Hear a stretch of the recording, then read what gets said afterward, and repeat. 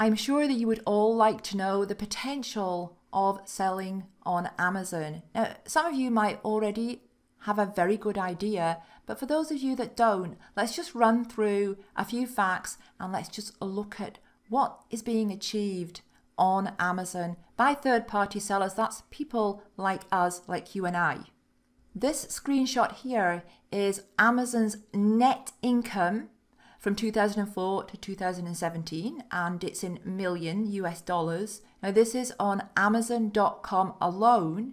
Now what you'll see here is the huge growth in 2016 and 2017. Now of course we don't have this figure yet for 2018, but let's just take a look back here and you can see how growth was quite steady there from 2006 to 2010, and then it dropped off a bit. Now, where Amazon made a loss here, this was almost certainly a calculated loss. They knew exactly what they were doing.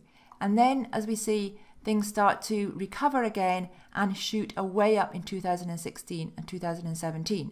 So that is looking very, very healthy for Amazon and healthy for us as Amazon sellers. But even more importantly, the percentage of volume that goes through Amazon that comes from third-party sellers, i.e. us. Now you can see how this has been steadily increasing. So back in 2013, that's when I started selling on Amazon, it was only 40%. Now, only 40%, that is still pretty good, especially when we look here at 2007, how it's jumped up from 2007 to 2013. But we can see it steadily going up and up and up. And 2018 now, so the first quarter, January, February, March, 52% of sales came from people like us, third-party sellers, which is the highest ever so far. So that means that more and more sales volume, more and more of the percentage of sales volume that goes through Amazon is coming from people like us as opposed to from Amazon themselves. And let's look at a few facts here. Amazon US currently getting almost 200 million unique monthly visitors, which is incredible. Amazon UK sales increased by almost a third, so by over 30% in 2017. That's a huge increase. Prime membership keeps on growing year on year. Prime membership, this is where customers can pay an annual or a monthly fee to get certain benefits on Amazon, including free shipping and other things. Now that Prime membership is really important to us as sellers because Prime customers are very loyal to Amazon and they do spend more on Amazon than non-Prime customers, and they tend to purchase more products per transaction. Now sales on Amazon Germany have more than doubled in the last 5 years. In fact, 2017 was an incredible year for Amazon.de. Amazon.ca keeps on growing year after year. Still a small marketplace compared to the US, but it is growing. Now, Amazon Australia, this has launched just recently, so this is providing opportunities for those of you who are in Australia to start selling on the Australian platform, whereas previously you didn't have that opportunity. Amazon India, this is really interesting. In 2017, it more than doubled its growth, which is enormous and quite incredible. Now, for those of you in India, this is obviously fantastic news. All right, so that's some facts, but what about, and these are the doubts that go through people's minds, and these are the questions that I often get. What about saturation? Isn't it saturated? Because sometimes we see things on Facebook pages or in forums where people are talking about the fact that Amazon is saturated, Amazon is dead, don't go there, don't do it. But here's the thing with saturation and with this other one that comes up all the time as well, competition. First of all, saturation is most definitely a myth when it comes to something like Amazon, because the number of Amazon registered customers is growing all the time. Amazon's market share is growing all the time. So while the number of sellers is increasing, for sure, that is definitely true, but the actual sales volume, the amount of money that goes through, the amount of transactions and the number of people that are buying from Amazon and visiting Amazon is also going up and up and up as well. So we're not going to be saturated while the demand just keeps on growing. Competition, there is competition everywhere. Now, if you set up your own store, you're going to come up against a lot of competition. If you sell on eBay, you're going to come up against a lot of competition. And if you sell on Amazon, you're going to come up against a lot of competition.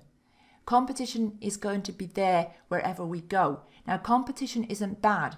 Competition is good, because where we see competition, we know that there is demand. And we're going to be talking about this more when we're looking at products that we want to sell. So we're doing our research to decide which products are going to be the most profitable for us. So for both of these things, saturation and competition, while there will be one person who worries about this and doesn't do anything because of it, there will be another person who at the very same time starts on Amazon and goes on to become extremely successful. So what I'm saying is all to do with mindset and how you think about things. Now, stuff that goes wrong. Stuff goes wrong all the time. It is part of doing business. So having that kind of mindset where we know stuff is going to go wrong, we know that we are going to have obstacles and we know we are going to have challenges, being able to overcome those obstacles and challenges and to take those in our stride and know that it's part of business, that is really what it's all about. All right, let's have a look at what's being achieved and the type of figures that are being generated on Amazon. There are a lot of sellers, many sellers who are doing more than $10,000 per month in sales. Now, sales is not the same as profits. Profit may only be 20%, 30%, 40%, could be 50 or 60%, but we can only really go by sales because we don't know what kind of profits sellers are making, individual sellers are making, but most sellers will be making a good profit, especially when you get to these kind of sales figures. Some sellers are generating $100,000 plus per month, and there are some sellers generating $1 million plus per month.